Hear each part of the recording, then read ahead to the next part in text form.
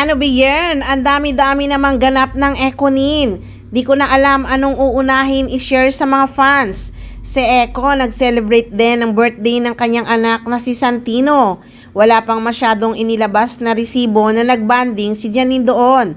Pero sure yun, nagbanding din si Janine. But syempre, private life ni Santino yon. Alam nyo naman na may mother si Santino, di ba? Kaya sa kanila na lang ang moment na yon.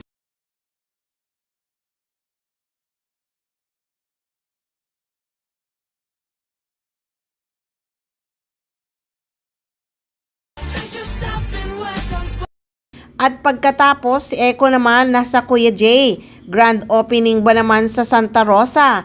Kaya naman super busy talaga ang Ekonin.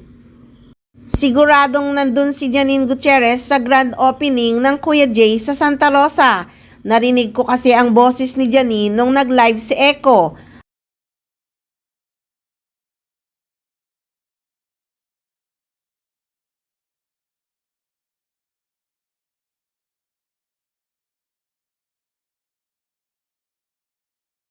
At eto pa ang hot na hot.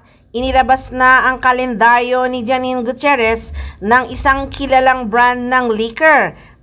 At grabe, sobrang sexy. Talaga namang bagay na maging calendar girl ng isang kilalang inumin kasi nakakalasing talaga ang ganda ni Janine Gutierrez. Kita mo nga si Eko, napakomment sa sobrang hot ng mga posing ni Janine Gutierrez. Masusunog daw ang kalendaryo. Grabing comment no, masusunog ang kalendaryo sa sobrang hot ni Janine Gutierrez. Kaya naman, Janine Gutierrez is Asia's Brewery 2025 Calendar Girl.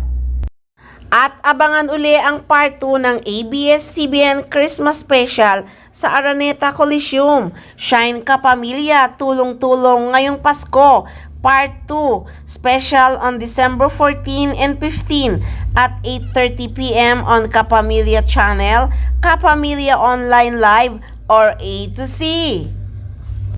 So yan muna ang mga ganap ng Ekonin guys, napakarami pa yan. Hindi ko na alam kung anong uunahin kong i-post at i-share sa mga fans.